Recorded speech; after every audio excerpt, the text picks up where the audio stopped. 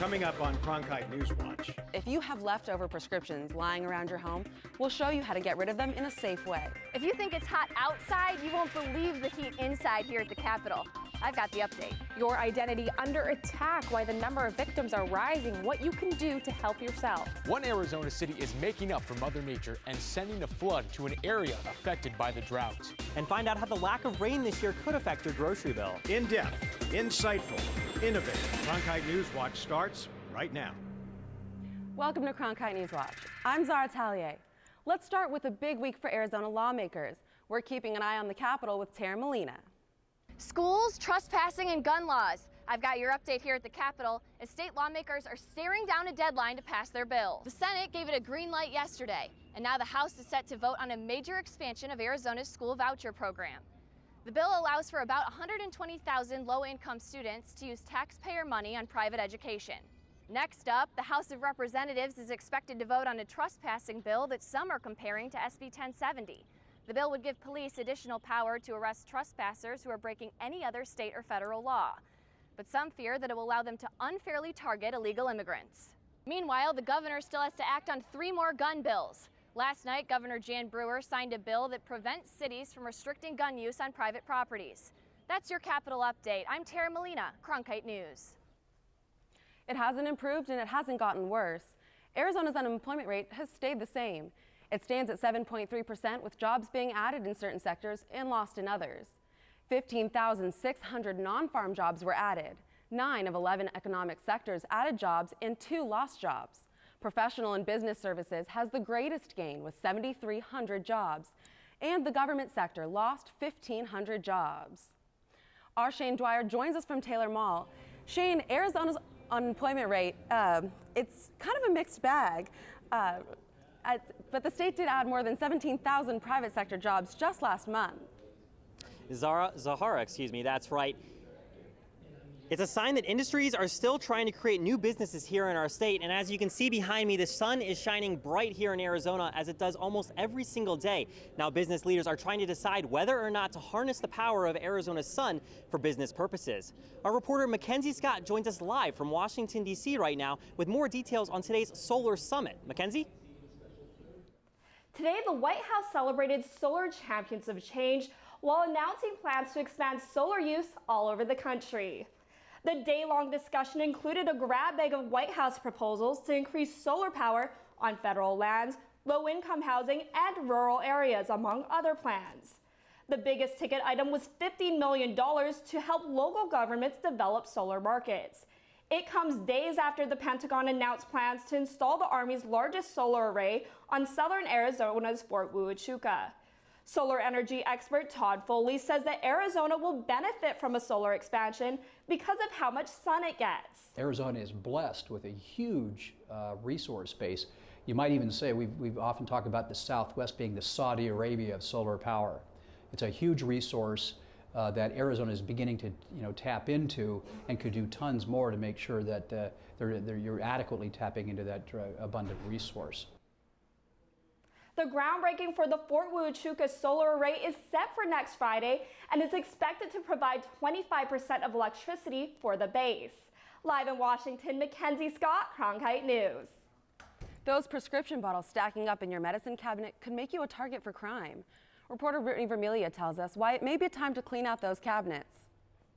Broken bones and illness can lead to more prescriptions than you know what to do with, and others trying to get their hands on them. The DEA says unused prescriptions are targets for misuse, theft, and abuse. Getting it out of your medicine cabinet, it means that nobody's going to be able to go in there and take those pills and use them improperly. Drug take-back programs like this one at the Peoria Police Department aim to keep prescriptions in the right hands. Studies show most prescription drug abusers get the pills from friends or family members. There are times where a family member passes away and perhaps they had a long-term illness that caused them to take several different prescriptions. And now that they've passed away, a lot of family members don't know what to do with the pills that are left over. Another place these pills end up, in the sink. It also means that you don't have to throw them in the trash. You're not tempted to flush them down the toilet, which we have learned has some environmental drawbacks. Drawbacks that include traces of pharmaceuticals found in our water system. So while those pills may be great for recovery, they shouldn't linger in your medicine cabinet. In Peoria, Brittany Vermilia, Cronkite News. National Prescription Drug Take-Back Day is on April 26th.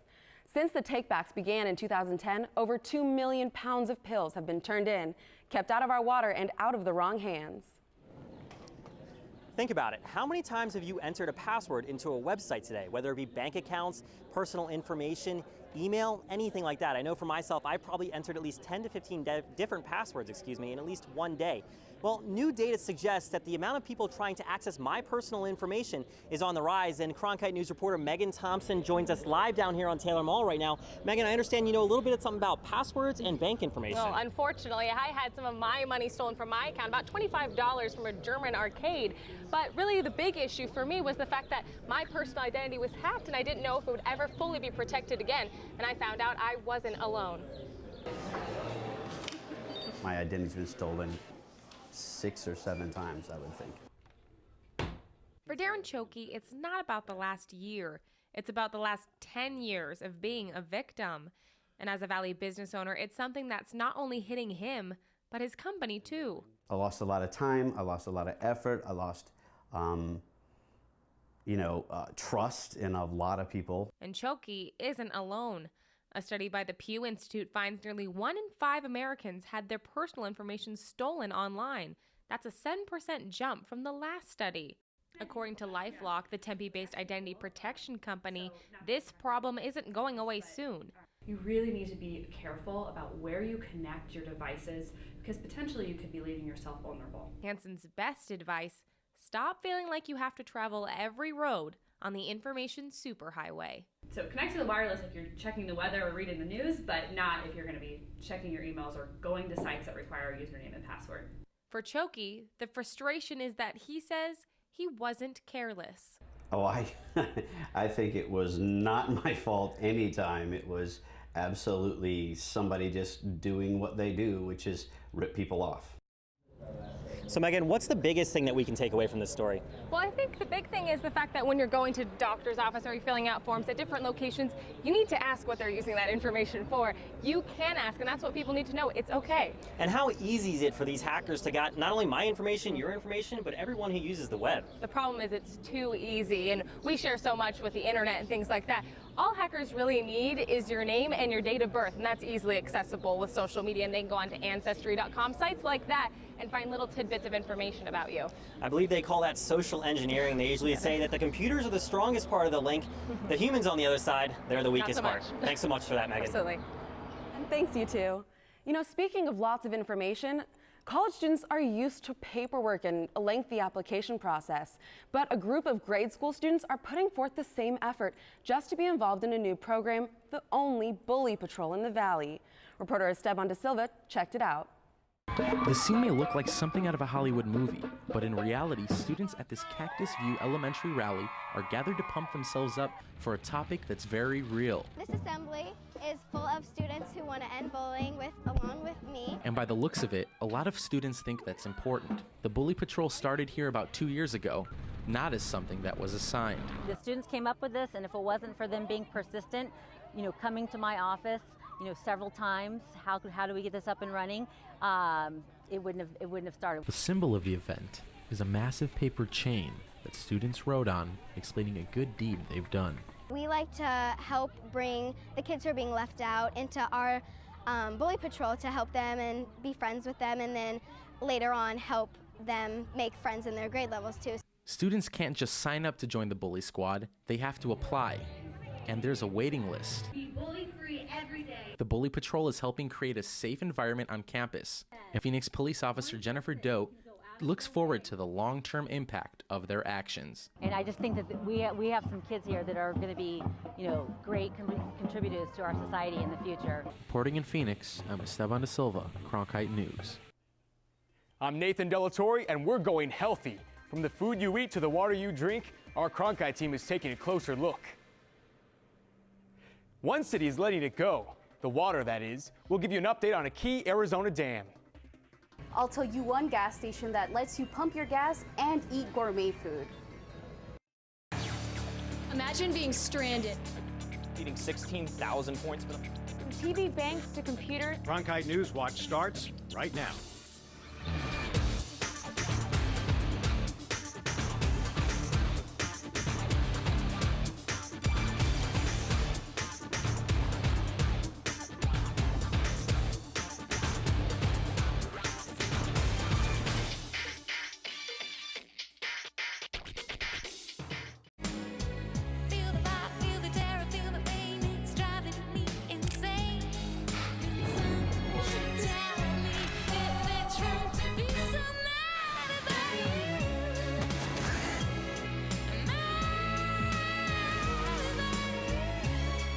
Just kiss me. That's my kind of man. You've been creating quite a stir.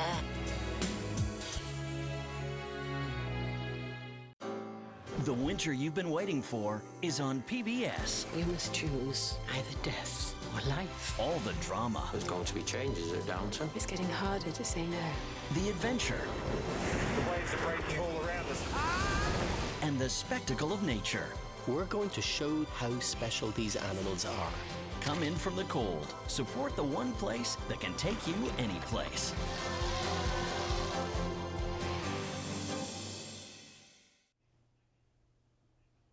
When you need to fill up, you're usually just in and out at most gas stations. But Sophia Solis visited one local gas station that wants you to stay a little while longer. That's right. I'm standing inside the only gas station in Arizona which serves gourmet food and sells fine wine.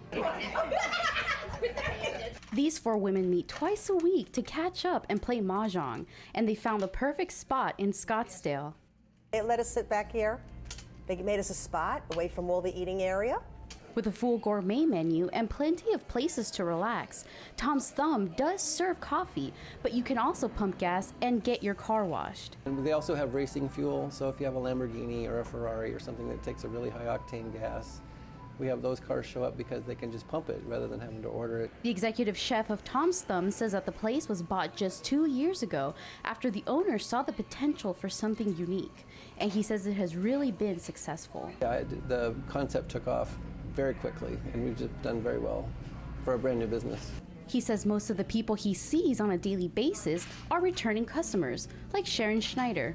Part of the reason is that unlike other coffee shops that expect you to purchase a drink or food, this one allows people to just hang out. Not all of us eat. A few of us eat, some of the ladies do not eat. And they never make us feel that you have to buy something. With the low pressure sales but high-end food, Tom's Thumb is Scottsdale's newest hotspot. The owners say that it's so successful, they're thinking about expanding to other cities. Back to you.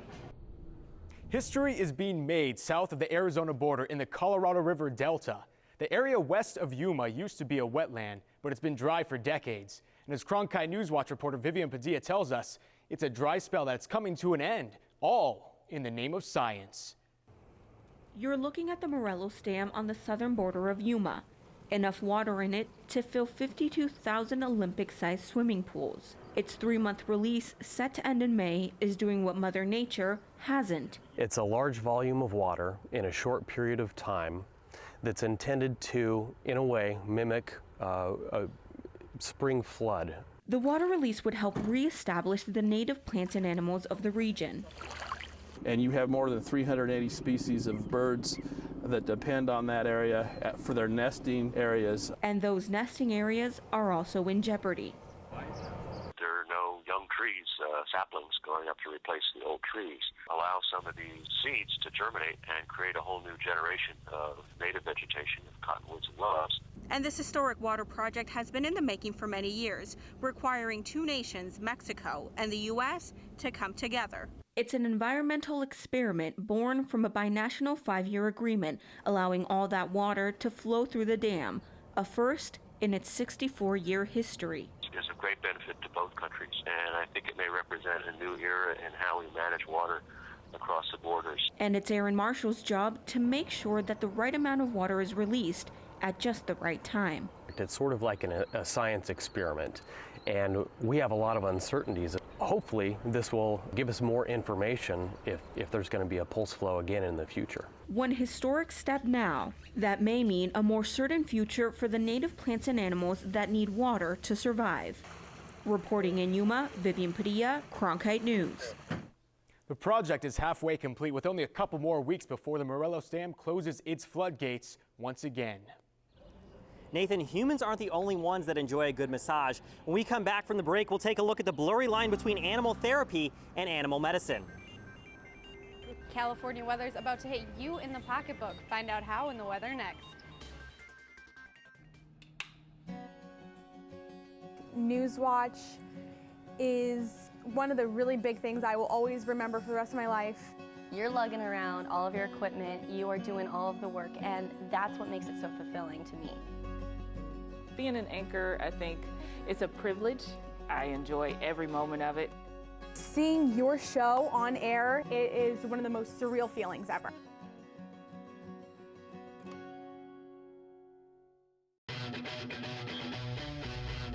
What if we could unlock every mystery? We're at the beginning of a revolution. That's a huge discovery. That's never been done before, ever, anywhere. Touchdown. No one feeds on curiosity like PBS. Give to your PBS station so future generations can keep asking, what if? I am a chef. I cook for a living. And I think of PBS as a window to the world. That kind of place where you feel you are part of the story. I want to be part of every possible world is out there. That's when things become really amazing. And when you are able to see stories that make you wonder, makes you think, that's what really makes PBS so meaningful. And that's the kind of TV we need to be supporting today. We're headed into the weekend, and Shane, nothing sounds better than a nice long massage.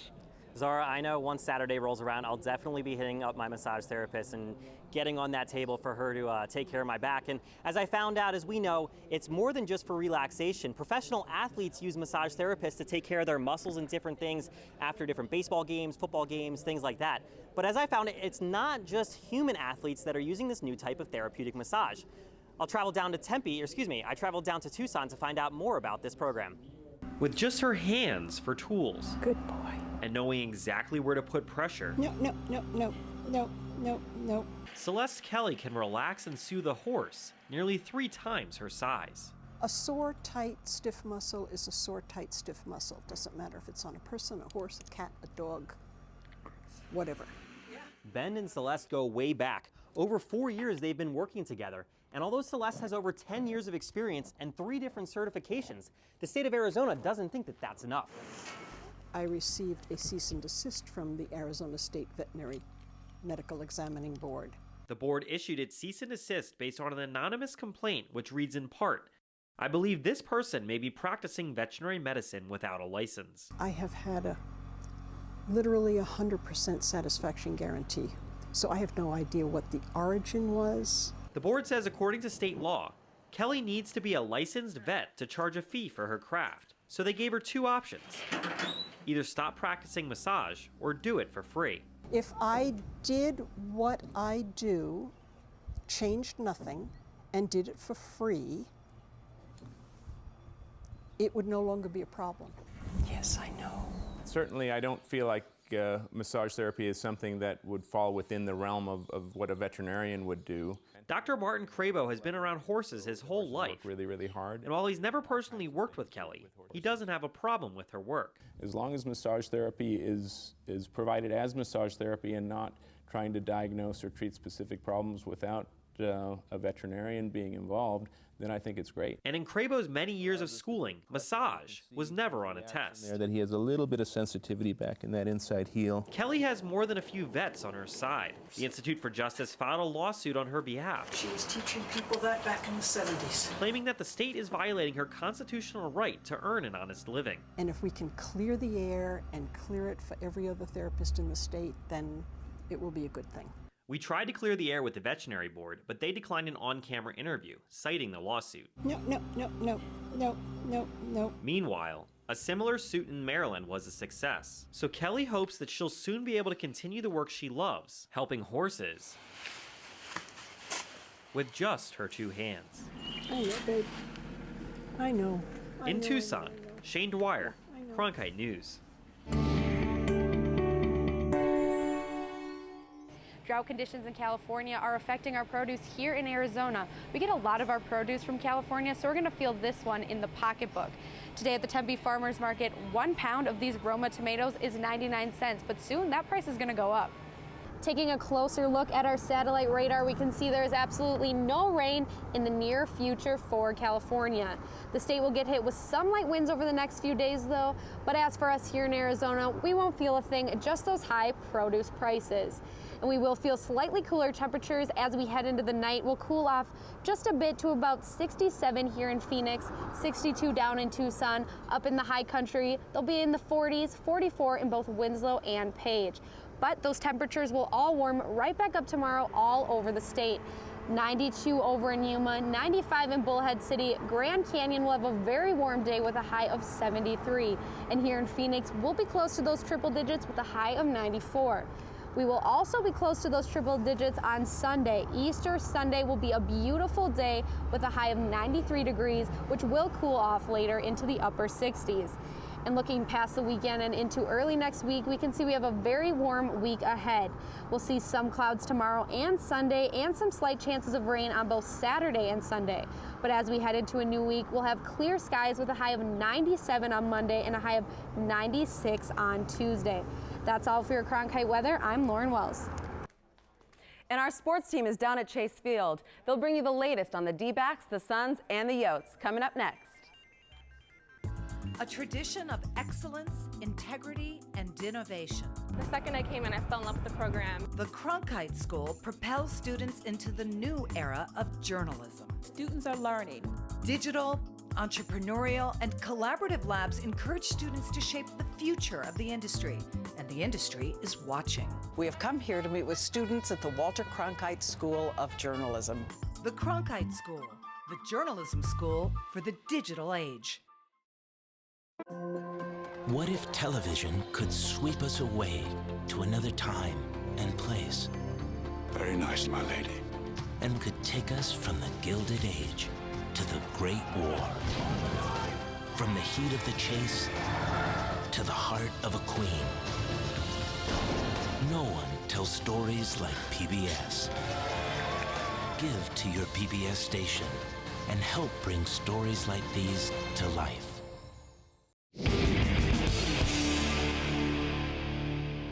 Welcome to Cronkite Sports. We're here at Chase Field. My name is Michael Candares. I'm with my sports colleagues Nick Merrick and Jeff Platt. And guys, the D-backs off to a horrible start this season, but they tried to right the ship for the third game of this 3-game series with the Mets, but their struggles would continue. Mets pitcher Dylan G had a perfect game going to the 5th, but looked like Gerardo Parra was going to turn it around with a blooper to center, and he's going for 2.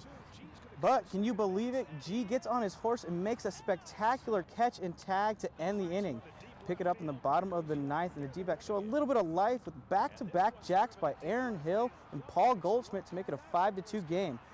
But that just wouldn't be enough. The D-backs lose 5-2 and now are swept in back-to-back series. Guys, what can they do? Nick, help them out.